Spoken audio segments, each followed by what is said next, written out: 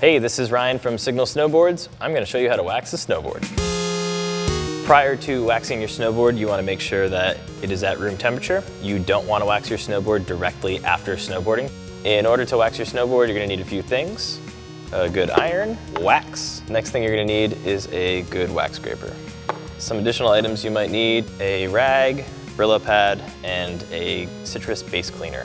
After you have all your items, you want to prep your snowboard. So you want to get off all of the dirt and grime. You would want to spray the base cleaner all over the snowboard and make sure you wipe off all of the dirt and grime. Next step, you would want to add wax. So you'd want to heat up your iron. A flat iron is definitely a little bit better. There's more surface area on the snowboard hitting the wax.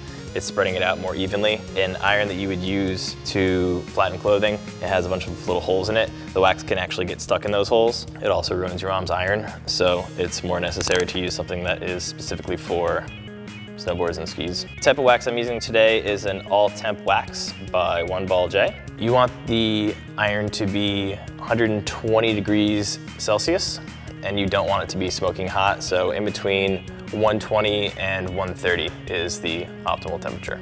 Hold the iron at an angle and press the wax flat up against the iron to make sure it melts. So what I'm doing right now is I'm putting the wax towards the edge of the snowboard because it's usually the hardest to get. So I'm doing it first, all the way around. You can use a lot or a little wax depending on how much wax you actually have. This is, I'd say, a moderate amount because my snowboard is actually very dry, so it actually needs it.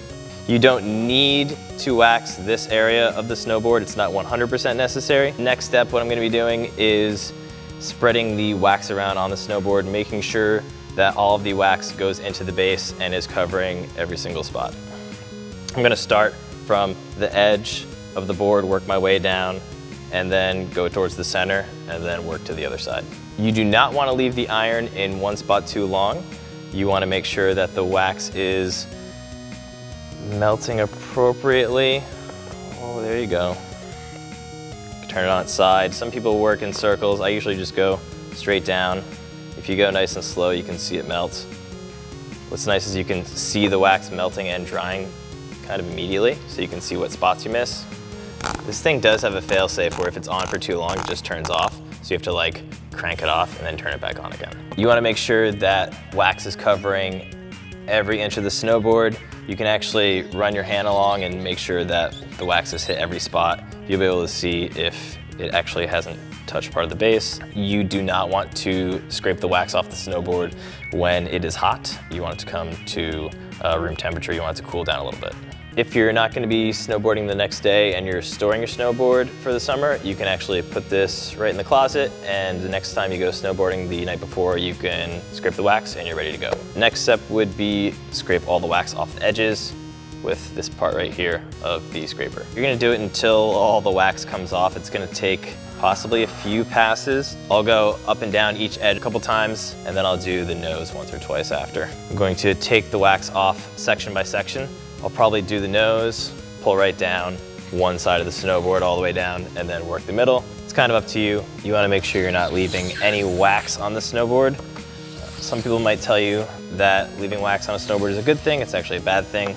The base is very porous, so it's actually going to pull in a lot of wax where you aren't going to leave any on the snowboard at all. Next step, what you would want to do when all the wax is off the snowboard, you are going to take a Brillo pad. This is just a Scotch-Brite Brillo pad. You are going to use the abrasive side. It is all abrasive side on this one. The one at home that you wash dishes with probably has a softer side to it. And you're gonna run down the snowboard, making sure that all the wax is off it. You can actually see that even though I scraped all the wax off, still a little bit of wax is coming off on the board. That's a good thing. Don't be afraid to get the edges too.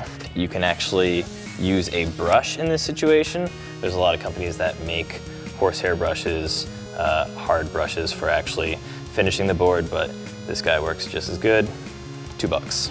After you Brillo pad your snowboard and take off all the wax, I usually finish it off with a paper towel to pick up the little bits of excess wax or pieces of Brillo pad that might come off on it. After the last finishing step, you are ready to go to the mountain.